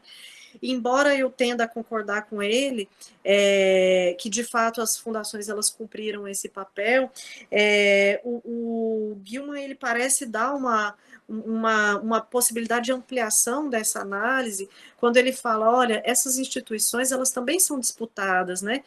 Isso não significa não dizer que o projeto de hegemonia não existisse, ou que não exista uma dimensão vertical, né? Quer dizer, falar das tensões intrínsecas ao campo não é recusar que o projeto de hegemonia exista e que ele tenha tido êxito, né, em grande parte dos seus esforços, mas é dar conta, em primeiro lugar, do caráter multifacetado dos intelectuais e das instituições que são arregimentadas, né, e é por isso que às vezes a gente tem dificuldade de compreender a história do desenvolvimentismo no Brasil, né, como ele é um tema que orbita os debates da direita e da esquerda, ou das direitas e das esquerdas de formas diferentes, né? E compreender mesmo que a guerra cultural, guerra fria cultural, ela, ao mesmo tempo em que ela cria, né, esse grande guarda-chuva aí, que representa, claro, uma forma de violência e de restrição à atuação dos intelectuais e das instituições, mas ela também comportou uma série de agendas internas e que esses intelectuais eles estavam reivindicando ali seu espaço. Mas uma coisa só que eu queria anotar, Laura, é que você falou muito que o programa do Franklin Books teve uma articulação entre a Ford e a USAID nos anos 60, né? Eu estou aqui lembrando que esse tipo de estratégia de divisão de trabalhos, digamos assim, também aconteceu para a modernização do campo jurídico no Brasil nos anos 60, em particular com o Centro de Estudos e Pesquisas para o Ensino do Direito, que é o CEPED, que praticamente fundou o que a gente entende no Brasil de direito corporativo e que tem tem fixação na FGV, principalmente na FGV São Paulo, que agora criou uma cadeira, inclusive com o nome do professor que chama David Trubeck, que é um professor muito próximo aqui dos brasileiros, da FGV, e, enfim. Mas é só uma curiosidade, porque de repente isso ajuda também a montar um mapa de por que é que, de repente, a Ford e a USAID começam a trabalhar juntos em meados dos anos 60 para programas diversos de modernização no Brasil. Só está me ocorrendo isso. Eu tenho, talvez, outras perguntas mais pontuais, curiosidades, mas aí eu acho que tem outras pessoas aí que devem estar curiosas também para falar. Oi, Laura. Oi, pessoal. Parabéns pela apresentação. É o Felipe aqui, não sei se agora me vê. Parabéns pela sua apresentação, foi, enfim, muito iluminador, assim, para as questões, para trazer mais também, é bom ver colegas de outros muros aí, trabalhando temas que tem tantos pontos de encontro, assim, com o que a gente está trabalhando, e, enfim, queria parabenizar pelo seu trabalho aí de longa data. Umas duas notas, assim, rápidas, antes de entrar na minha pergunta mais específica, mas sobre a documentação da Fiesp, eu, antes de entrar no mestrado, colaborei um pouco com a Comissão da Verdade, num subgrupo ali que tentou investigar um pouco a colaboração entre empresariado e a repressão.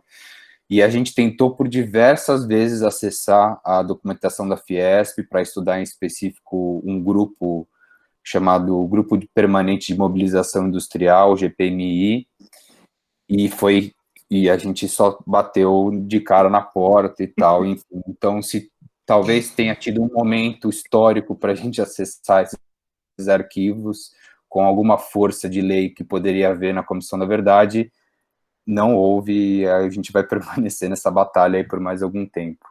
E também achei muito interessante, não conhecia esses atos de comunicação estratégica que você comentou do governo Obama, fiquei muito curioso, depois vou um pouco atrás disso, para entender um pouco mais dessa retomada, né, do papel da guerra cultural, como é que eles estão pensando isso.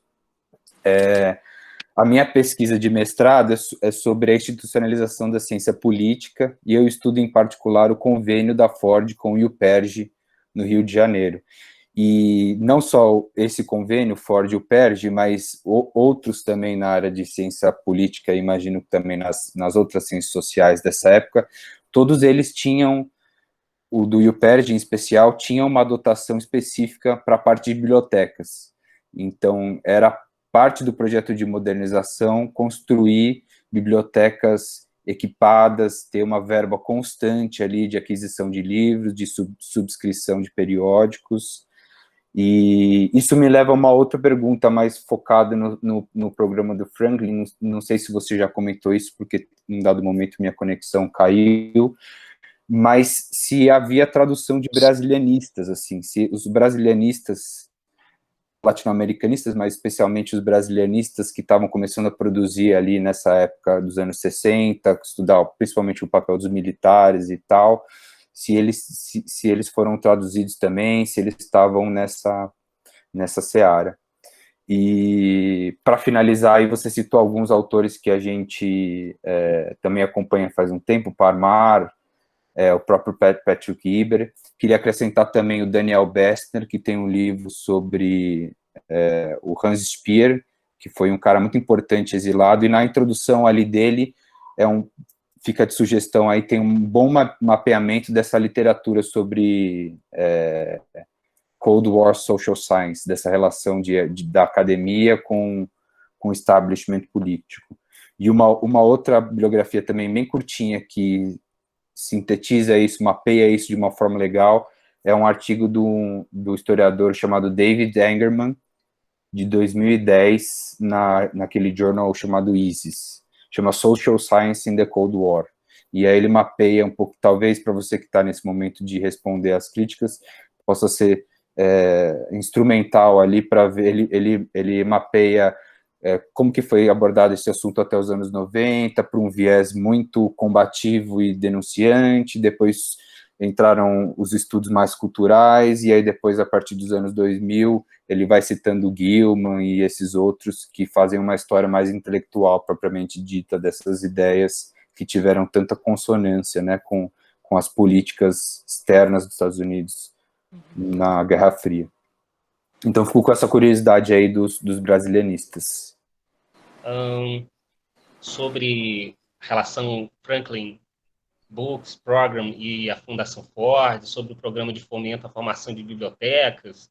Bem, eu acho que o lugar para se achar isso, eu tenho alguns indícios para isso, arquivos da Fundação Ford, né? O Rockefeller Archive Center. Eu acho que já vi coisa a respeito, então quem tiver interesse vai lá caçar. Eu acho que quem caçar vai achar. Não apenas sobre o Franklin, mas sobre a formação de bibliotecas. Sobre o Niels Gilman e o Parmar, né? Sobre o que você falou ser a tese do Niels Gilman. O que eu acho curioso nessa tese é que ela vai muito ao encontro da própria tese da Fundação Ford, que ela emprega para defender seus próprios programas, suas políticas, seus modelos de intervenção no mundo intelectual. Dizer que, o que a gente diz, o que se diz que foi uma realização nossa, na verdade, foi aquilo que os intelectuais, por nós patrocinados, quando se apropriaram dos nossos recursos, a gente deu só um start, a gente deu só um impulso, né? Enfim, eu suspeito um pouquinho dessas teses, assim.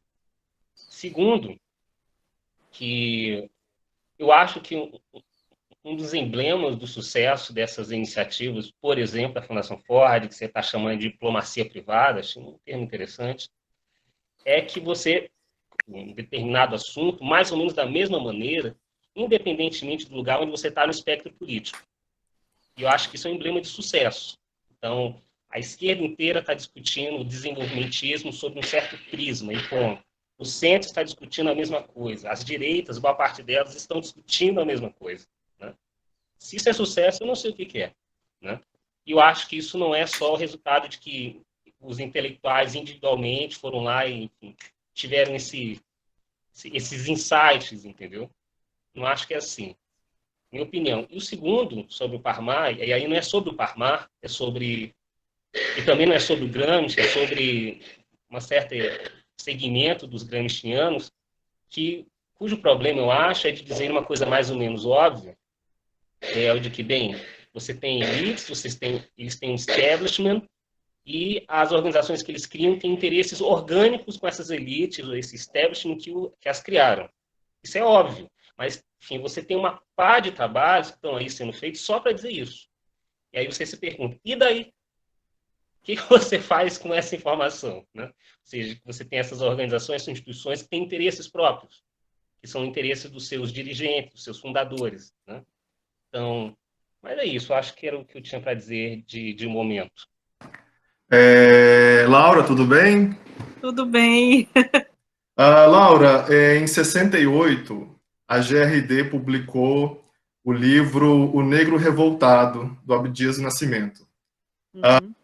Então, achei interessante, porque o Abdias é um intelectual multifacetado, que teve relações com o integralismo, com o pan-africanismo, tem uma trajetória multifacetada, uma longa trajetória de ativismo, de produção intelectual, de diálogo com as ciências sociais, e aí eu chego num ponto que é o diálogo dele, nesse livro, com a teoria da modernização, nessa tese, né, específica da teoria da modernização, de integração do negro na sociedade de classe. Então, o Abdias é um intelectual, pelo menos nesse livro, em 68, que discute com vários outros pensadores sobre a questão racial, a existência e a extensão do racismo no Brasil, né? Mas é um livro publicado pela GRD, em 68.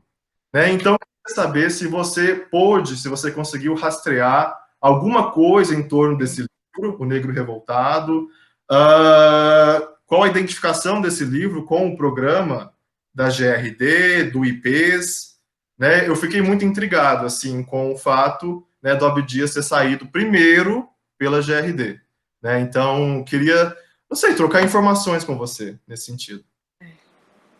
Então, vou começar aqui comentando a fala do Felipe, né? Bom, super obrigada, Felipe, pelas dicas aí de leitura, eu vou atrás. Achei super interessante essa pesquisa, né, sobre a relação da Ford com o IUPERJ. Mas a sua pergunta foi sobre a tradução de brasilianistas, não foi isso? Felipe, é o seguinte, não, viu? A resposta é não.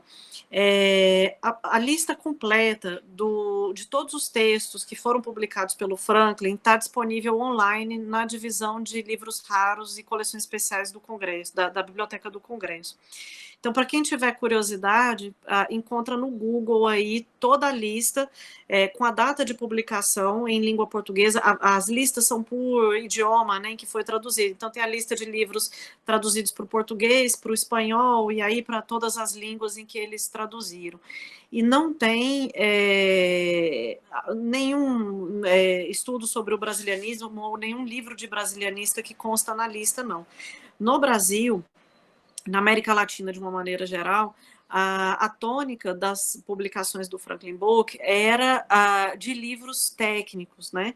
Então, para formação em nível técnico e tecnológico e superior, sobretudo na área de saúde. Grosso modo, foi isso que eles publicaram aqui. Algumas coisas, inclusive com patrocínio do The Population Council, sobre demografia, política de populações e tal, mas nenhuma análise social, histórica de brasilianista. Não tem nada disso na lista de publicação do Franklin, não. Só uma nota aqui de arquivo, que é o seguinte: de fato, embora essas listas estejam bem completas, é possível que tenha havido um ou outro livro publicado com patrocínio do Franklin ou dentro das atividades do Franklin que não conste nessa lista, tá? Eu falo isso porque quando você vai no miudinho, na correspondência lá da Universidade de Princeton, né, você vê que tem alguns livros que não chegaram a sair ali.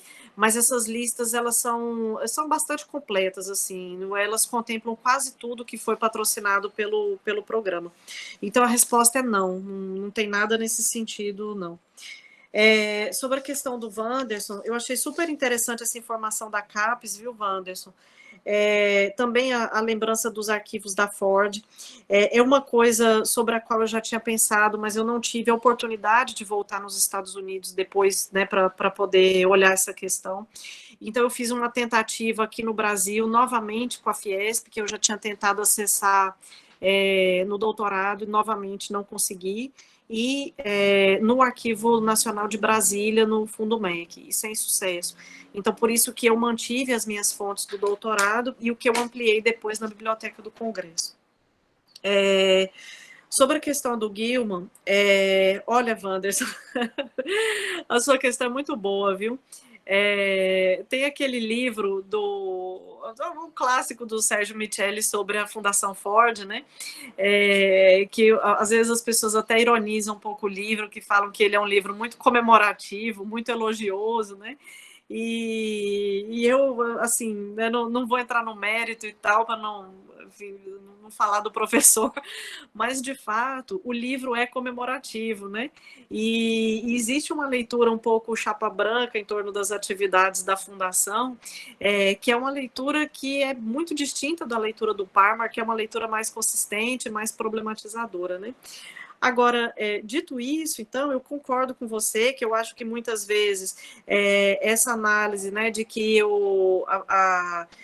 existe espaço, né, de que, apesar das instituições terem estabelecido um guarda-chuva da guerra cultural, existia alguma porosidade, de que os intelectuais conseguiram apresentar suas pautas e tal, embora essa leitura, ela por vezes possa escorregar numa leitura chapa branca e pouco problematizadora, que afaste, né, a dimensão propriamente imperialista, né, e o projeto de hegemonia que repousa, né, nessas instituições, eu não sei se o diagnóstico se aplica ao Gilman. Tá? Então, eu quero dizer que concordo com tudo que você falou, mas acho que a gente teria um longo debate aí sobre o Gilman para ver se se a leitura dele converge para o discurso da própria Ford, sabe? A princípio, eu tendo a dizer que não. E aí eu vou, inclusive, sublinhar uma coisa que é o seguinte. Quando o Gilman faz, na introdução à crítica aos gramscianos, né, e aí ele fala que na análise da documentação você dá conta desse espaço de tensão, né, dos intelectuais e tudo mais, e das pautas, enfim. Aí ele se afasta dos gramscianos, mas ele constrói uma frase um pouco ambígua no final da introdução dele, em que ele se aproxima de Gramsci, e aí ele fala mais ou menos assim, né, eu não vou lembrar textualmente da frase, mas ele fala mais ou menos assim, olha, isso, né, os intelectuais estavam ali, cada um também tentando criar seu espaço e ter financiamento e fazer as coisas, mas é um projeto de hegemonia, assim. Então é mais ou menos isso, e aí ele retorna para dizer, olha, eu estou criticando, mas eu não estou criticando para dizer que não é isso, eu estou criticando para dizer que não é só isso, né? Então, é por isso que eu saio um pouco em defesa do Gilman, porque eu acho que ele deixa uma abertura, né, para não refutar essa dimensão vertical da Guerra Fria cultural. Eu acho que não é isso que ele está dizendo em nenhum momento, assim. Esse projeto existe, esse projeto ele submete os intelectuais à esquerda e à direita a uma agenda que foi a prioristicamente estabelecida em Washington, mas a coisa não é tão monolítica e enfim, não tem um lado só da história, né? Então, é isso, assim, concordo com você, mas acho que sobre o Gilman tem debate, sabe? sobre a questão do Gustavo. Olha, Gustavo, tem uma coisa muito curiosa, assim. Primeiro, que é o seguinte, eu devo dizer que uma das coisas boas que a Bahia me trouxe foi o encontro com a discussão sobre o que é o racismo no Brasil e sobre a importância de trazer essas questões para a minha pesquisa e ter isso no meu horizonte de pesquisa, assim. Se eu fosse reescrever hoje a minha tese, eu abriria um item sem dúvida nenhuma para falar desse livro do Abdias do Nascimento. Mas não era uma coisa que estava no meu horizonte quando eu morava em Goiânia. Em Goiânia, todas as pessoas são pardas e acham que são brancas, né? Então, você também é de lá, você sabe do que eu estou falando. E aí, quando eu venho para a Bahia, eu me encontro com essa questão do racismo de uma maneira muito mais contundente, muito mais violenta, e é uma questão que os alunos trazem também no cotidiano, assim, tipo, você tem que pautar essa questão, né? Nós não vamos falar sobre isso. Então, assim, o que eu falo no meu livro sobre na tese, né, sobre esse livro do Abdias do Nascimento, baseado na entrevista que eu fiz com o Gumercindo em 2009. Eu tive na casa dele aí em São Paulo, ele mora na Aclimação, hoje ele está com 90 e tantos anos, e eu tive na casa do seu Gumercindo em 2009, e é uma coisa muito engraçada, assim, né, porque ele cita esse livro muito rápido, sabe, para dizer que ele não é racista. Então, assim, ele cumpre, eu não vou nomear, mas vocês sabem de quem que eu estou falando, ele cumpre um papel que algumas pessoas negras têm cumprido no discurso de uma determinada direita no Brasil, sabe? Olha, ele é negro e ele está conosco, né? Então, aquela pessoa sempre aparece na foto, aquela pessoa sempre aparece no campo. E então o seu Gumercindo me deu essa informação muito rápido. Eu publiquei o Negro Revoltado do Abdias do Nascimento e tal, um grande intelectual brasileiro e tal. Então ele mobiliza isso muito rapidamente para dizer que ele não é racista e que, sobretudo, né, que era uma preocupação que ele tem, de que o programa editorial da GRD é democrático, de que ele, por exemplo, quando tratava da ficção científica, ele publicava livros de autores soviéticos não alinhados, por exemplo, ao stalinismo, né? Aí, isso é uma coisa que eu problematizo na tese, porque ele fala de um livro chamado Balada de Estrelas, de Altov e Juravleva, que eram autores inimigos políticos do stalinismo, né? E aí ele publica esse livro, e aí ele fala eu estou publicando isso aqui para mostrar que a gente publicava coisas diversas, não inimigos políticos do regime, eles eram alinhados ao regime stalinista. E aí ele diz, né, eu estou falando isso para dizer que eu publico coisas diversas, de autores alinhados ou não alinhados, né? E aí, na tese, eu escrevo, né, que ele fala isso, mas ele bota um pós-fácil enorme detonando os caras, né? Então, uma coisa muito curiosa, assim. Então, de fato, ele publicou esse livro do Abdias do Nascimento, foi uma informação que ele me deu muito rápido e que eu, por uma incapacidade mesmo na época de enxergar isso como uma questão super importante dentro da trajetória dele, eu passei batido. E acho que você me lembrar disso me deixa, inclusive, com vontade de fazer um artigo só sobre isso, porque não é uma questão menor, é uma questão super importante mesmo, e também o fato de ele mobilizar isso como uma forma de se defender das críticas, né? Sim, exatamente.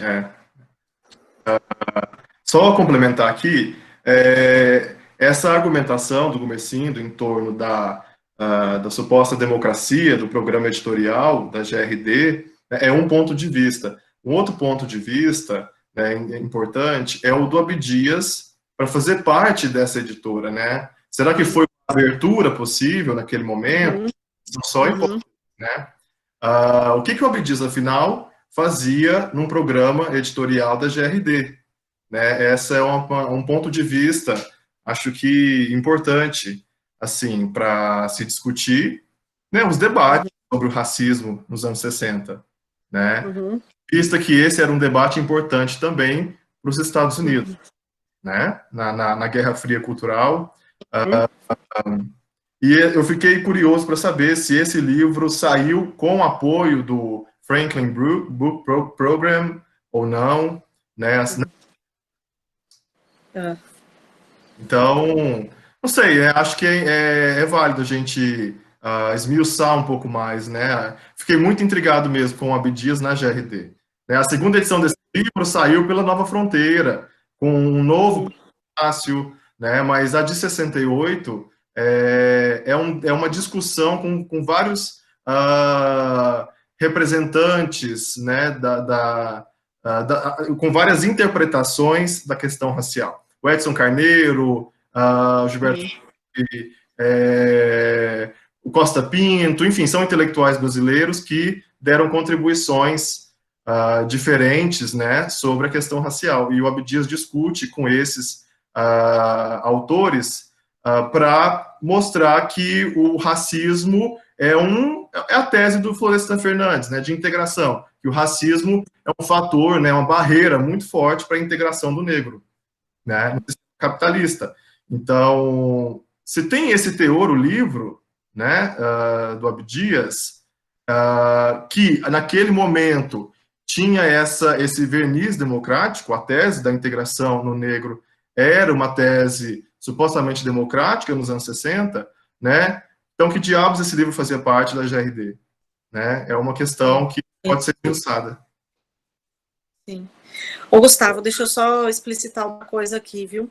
Você perguntou se esse livro teve financiamento do Franklin. Primeiro, né? O Franklin não financiou diretamente nenhuma obra do Gumersindo. Pelo seguinte, porque o Gumersindo, ele participa da primeira fase do IPES, que é um período de publicações patrocinadas pela UZIA, de caráter mais anticomunista e tal.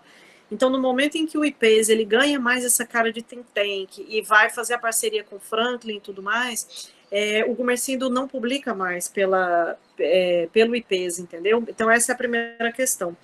E aí, esse livro do Abdias, ele não teve financiamento de nenhuma instituição americana, nem a UZIA, nem o Franklin. Então, foi uma coisa que o Gumersindo fez com recursos próprios, com recursos da própria editora. Claro que indiretamente, ele mesmo fala, né, que o financiamento americano foi um maná para ele usa essa expressão, né? Então, ele publicava coisas que atendiam ao gosto dele, enfim. É isso. A Renata está inscrita aqui. Ora, tudo bem? Oi, Renata. Oi, cadê você? Oi, tudo bem? Oi, tudo bem? Bom te rever depois de tanto tempo. Sim, a Laura foi da minha banca. Prazer. Eu adorei a sua tese, eu gostei muito, assim, achei excelente e queria te cumprimentar por isso, pelo seu trabalho. E fiquei exatamente intrigada com essa figura do Gumersindo. Eu queria que você falasse sobre qual papel que ele teve em termos de fonte mesmo, se você entrevistou ele no final da pesquisa, se foi no início, se foi um contato amistoso, e da reação dele, se você tem alguma notícia de como ele reagiu. Eu fiquei realmente curiosa com como foi essa metodologia e qual foi o peso dele nas conclusões, enfim, porque pelo que eu entendi ele já tinha dado outras entrevistas, então eu queria que você falasse sobre isso. Sim. Antes de você responder, tem alguém mais que gostaria de fazer uma questão? Senão eu vou fazer aqui, eu teria uma questão e um desafio para emendar aqui na questão da Renata. Eu queria saber, Laura, como você está trabalhando, como você está estruturando hoje a sua pesquisa na Federal da Bahia? Como o seu grupo de pesquisa está trabalhando? Como é que vocês estão pensando? Quais são as perspectivas que vocês têm em termos de trabalho? Deixa eu começar respondendo a questão da Renata sobre o Gumersindo. Bom, Renata, que prazer te rever, viu? A gente se encontrou na tese lá, foi tão legal. Eu conheci a Ângela também, foi muito legal. Bom, sobre o Gumersindo, né? Olha, eu vou confidenciar uma coisa para vocês. Eu não nasci para trabalhar com história oral, não, viu, gente? Eu sou muito tímida para isso. Eu sou tímida e tenho uma formação católica, então tem uma culpa que me acompanha. É que eu acho que o personagem não se pensa como personagem, né? Ele é personagem para a gente, mas ele não é personagem para ele mesmo, né? Então, a pessoa que recebe a gente, ela está cheia de expectativas em relação ao trabalho, né? E essas expectativas não se cumprem, não podem se cumprir, porque a gente tem compromissos acadêmicos, né? Com a forma de fazer, a linguagem, né? A forma de problematizar o personagem. Então, realmente, Renata, eu tive na casa do seu Gumercindo em 2009. Eu fui no início do doutorado, foi uma das primeiras coisas que eu fiz, sabe? E eu fiz uma entrevista com ele, que está na tese, eu coloco os excertos, assim, eu não publiquei ela na íntegra, mas também não tem muita coisa a mais do que eu já coloquei na tese, não, sabe? E aí é isso, assim. Eu acho que o seu Gumercindo ele mora num apartamento grande, antigo, na aclimação. Ele tem um quarto enorme na casa dele, onde ele guarda de uma forma muito desordenada recortes e documentos, assim. Eu tenho uma intuição que ainda vai sair uma biografia dali de dentro, escrita por um cara chamado Roberto Causo, que é um dos principais, dos maiores escritores de ficção científica que existem no Brasil hoje. Eu acho que o Roberto Causo é a pessoa, mais do que qualquer pesquisador ou acadêmico que já chegou até ali, ele é a pessoa que mais acessa o seu Gumercindo, assim. Eu acho que se algum dia uma biografia de dentro, assim, autorizada e com acesso a essas fontes sair, vai ser o Causo quem vai escrever, porque o Gumercindo confia muito nele. Então, as outras pessoas que já tiveram lá entrevistando o seu Gumercindo, e eu me incluo nelas, tiveram acesso a muito pouca coisa, entendeu, Renata? Então, a sensação que eu tive, eu até escrevo isso nas considerações finais, assim, eu falo que ele é um editor da própria memória, sabe? E então ele ia no quarto, pegava uma coisinha aqui, pegava uma coisinha ali, mas ele é muito cuidadoso na forma de apresentar essa documentação para as pessoas, assim. Inclusive porque ele acha que o integralismo é vítima de uma perseguição histórica e historiográfica no Brasil. Então ele fala isso na entrevista que ele me deu, né? Que ele fala que ele usa essa palavra, a pusilanimidade de Getúlio Vargas condenou a memória do integralismo. Isso é maravilhoso. E aí ele fala que ali começa, né, uma história de injustiça e tal, e que reverbera na historiografia contemporânea. Então ele tem uma desconfiança muito grande, assim. E a sua pergunta me dá a oportunidade de contar uma história. Eu dei uma entrevista para um programa que o pessoal da Unifesp está fazendo, chamado Nota de Rodapé, um programa bem legal com historiadores e tal. E eu dei entrevista para o Jonathan, que é quem apresenta o programa, e eu comecei a contar essa história e não terminei. Então você está me dando a oportunidade de terminar. Que o sobrinho do Gumercindo esteve aqui em casa no ano passado. E eu fiquei muito intrigada. Ele teve na UFBA, pediu para o pessoal da secretaria meu contato, aí perguntaram se podia dar, eu falei que podia e tal, e ele falou que queria vir aqui, porque o Gumercindo queria que eu autografasse o livro, que ele não viajava mais, mas ele queria que eu autografasse. Eu achei aquilo estranhíssimo. E aí eu falei, vem, tudo bem, não tem problema nenhum, não. E eu desci com a minha filha era muito bebezinha na época, tinha, sei lá, uns 3, 4 meses, e aí eu recebi na recepção do prédio, na salinha e tal, e nós conversamos longamente, a gente deve ter conversado aí 1 hora e meia, mais ou menos, então foi uma conversa muito boa. E ele me disse o seguinte, ele falou, olha, o Gumercindo gosta muito do seu livro. Ele falou, o Gumercindo... Ele falou assim, o Gumercindo discorda de vários aspectos da sua análise. O Gumercindo acha que você é de esquerda e que a esquerda acadêmica é muito dura com personagens como ele, com pessoas como ele, mas ele reconhece que você fez uma pesquisa boa. Então, ele sempre fala isso para as pessoas. Ele fala assim, olha, eu não concordo com a análise dela, mas assim, tem muita coisa verídica que eu falar que bom, então que ele reconheceu. Sim, sim. Então, a história é um pouco essa, Renata, assim, a participação do Gumercindo na tese é essa, mas eu vou te dizer, assim, que do ponto de vista das informações, talvez a única coisa, e que foi fundamental, claro, assim, mas que tenha valido a pena da minha ida, né, na casa dele, a casa dele em São Paulo, tenha sido essa indicação de que ele tinha convênio com a agência americana, com a Alzia, porque foi ele que me deu essa informação. Aí ele me deu um recorte do Jornal da Tarde, que era um caderno do Estadão, acho que de 86, se não me engano. Me deu não, né? Me emprestou, eu fotografei, e aí ele falou, ó, isso aqui e tal, saiu a meu respeito, e eu tive esse acordo com essa agência americana e tal, e aí eu saí dali e falei, eu vou para os Estados Unidos. Então a importância foi essa aí. Mas, dito isso, quero falar que eu não quero fazer entrevista com ninguém nunca mais na minha vida. Aí eu vou finalizar, então, respondendo a questão da professora Elizabeth, né, sobre a pesquisa aqui na UFBA. Olha, professora, a gente não tem um grupo organizado hoje. Eu oriento pesquisas na área dos Estados Unidos, né, então a gente tem a Larissa Penelu, que está aí acompanhando a gente, que está no grupo. A Larissa tem uma pesquisa super interessante sobre um brasilianista, que é o Rolly Popino, em Feira de Santana. Então, uma reflexão sobre o Projeto Colômbia e toda aquela geração, né, Anísio Teixeira, Tales de Azevedo, uma geração super importante que aparece no trabalho dela. Eu tenho um outro orientando de doutorado, que é o Caio, que até está nos Estados Unidos agora. O Caio faz um trabalho sobre o projeto dos militares para a juventude.